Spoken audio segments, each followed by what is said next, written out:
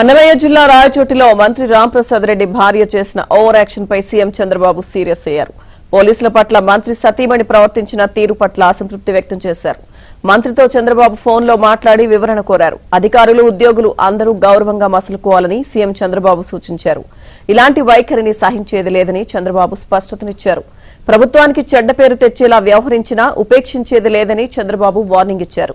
తన సతీమణి ప్రవర్తనపై విచారం వ్యక్తం చేసిన మంత్రి రాంప్రసాద్ రెడ్డి ఇలాంటి పొరపాట్లు పునరావృతం కాకుండా చూసుకుంటానని సీఎంకు మంత్రి రాంప్రసాద్ రెడ్డి హామీ ఇచ్చారు.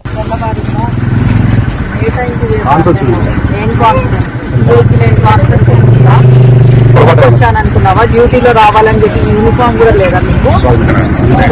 దేనికి సారీ? ఏంటి పొరపాటు? గవర్నమెంటే కదా ఇస్తుండే జీతము, వైసీపీ వాళ్ళు ఏమైనా ఇచ్చారా? మరి డ్యూటీ చేస్తున్నారా లేకపోతే ఏమన్నా